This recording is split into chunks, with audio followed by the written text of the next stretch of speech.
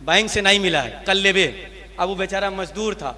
अब तुम्हें क्या मालूम था कि उसके घर में यही पैसा जाने के बाद चूल्हा जलता? एहसास हुआ था? एक मजदूर का पैर कितना बोझिल होता है मालूम है कब?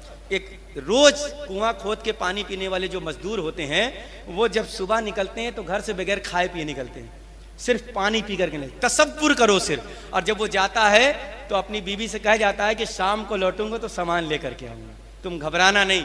और जब दिन में बच्चे कहते हैं कि माँ कुछ खाने को क्यों नहीं देती, तो वो कहती है कि बेटा घबराओ नहीं, कुछ पानी वगैरह पी लो, बाप तुम्हारा शाम को आएगा तो कुछ लेकर आएगा, आज जरूर खिलाऊंगी।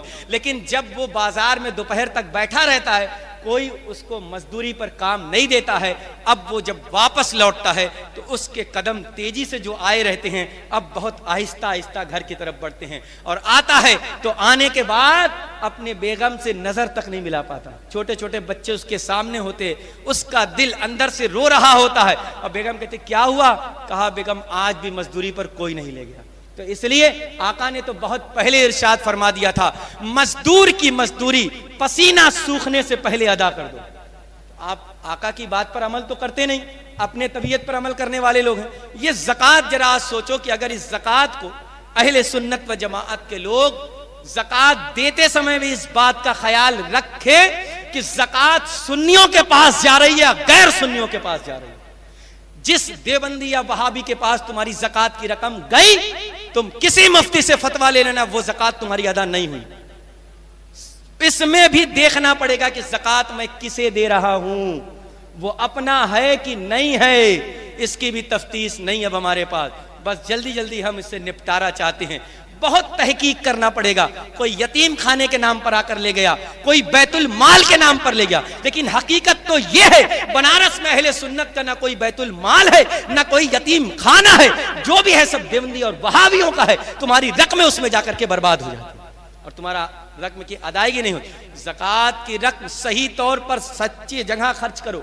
1996 में गोलमुरी चक टाटा नगर, वहां एक बड़ी मार्केट है जिसमें आग लग गई रात में। अचानक लोगों ने एक दूसरे को फोन करना शुरू किया। सारे दुकानदार तो आ गए, लेकिन एक दुकानदार नहीं आया। वो मुसलमान था, लेकिन पक्का मुसलमान था। उससे लोगों ने फोन पर कहा कि हाजी साहब आइए, आपके दुकान में आग लग गई। हाजी साहब ने कहा कि अगर मेरी दुकान में आग लगी है तो शायद मैंने ज़कात निकालने में गलती कर दी, लेकिन आया नहीं वो।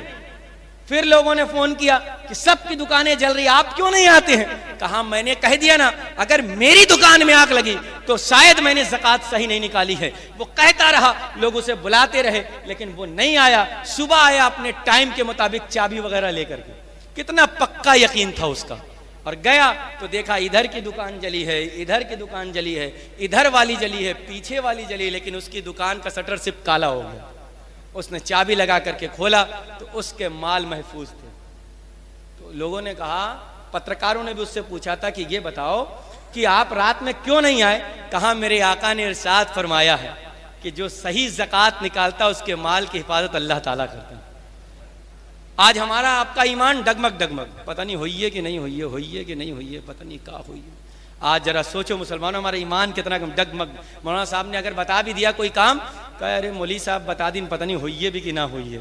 हमने कहा मुसलमानों, ज़कात शाबान के महीने में निकालो और हर गरीब के यहाँ पहुंचा दो चल करके, ताकि रमजान के महीने में उसे निकल करके अपने घर से किसी के दरवाजे पर ना आना पड़े और हंसी का माहौल ना तैयार हो। जरा सोचो मुसलमानों, अगर सब लोग शाबान के महीने तक कारोबार करके ज्यादा दौलत इकट्ठा कर लो और ईद की खरीदारी शाबान में कर लो, तो क्या कोई दुकानदार रमजान में तुम्हारा इंतजार करेगा? नहीं। दूसरे साल से शाबान में, अब रोजा है, रोजा रख करके गया, देखो झूठ बोल रहा है रोजा के दिन में, लेने वाला भी झूठ बोल रहा है, कपड़ा बेचने वाला भी झूठ बोल रहा है, अपनी आंखों से गलत काम भी कर रहा है। बाजार गया तो औरतों को देख रहा है, गैर महरमों को देख रहा है, ऐसे रोजा रखे तब भी देख रहा है, सामान ले रहा है तब भी अपना नीचे ऊपर कर रहा है। माने ये देखो कि रमजान में रोजा रखकर पाकीज़ा महीनों में क्या गलतियां नहीं कर रहा। ये महीना तो इबादत वाला था, फिर जाकर के तुमने अपनी जिंदगी क्यों रमजान में बुरा। मैं 4 महीना पहले से मुझे जब दिमाग आया कि मैं रमजान में खरीदारी नहीं करूंगा, मैं 4 महीना पहले से, मैं कोई अपनी तारीफ नहीं कर रहा हूं, सिर्फ बता रहा हूं, अपने रब से दुआ मांगता रहा कि मौला तू मेरा ऐसा इंतजाम करा दे कि मैं रमजान में बाजार ना जाऊं। तो मेरा इंतजाम अल्हम्दुलिल्लाह हुआ और 2 दिन पहले तक मैं ईद की खरीदारी से बरी हो गया। अब मुझे अब बाजार नहीं जाना, कि मैं बाजार जाकर वहां फंसना नहीं चाहता, कि बाजार जाकर के धक्के खाना और उसमें जाकर के काम करना। तो जरा सोचो मुसलमानों कि रमजान के महीने में इस तरीके से रोजा रखने के बाद जब हम और आप बाजार जाएं और जाने के बाद वहां हमसे जो गलतियां हो रही हैं, जो आंखों से जिना हो रहा है, वो जो झूठ बोला जा रहा है, उसके बावजूद हम बच सकते हैं। तो अगर ये सोचो कि 10 महीने तो तुम काम कम करते हो, लेकिन रमजान के महीने में कारोबार तेज क्यों कर देते हो?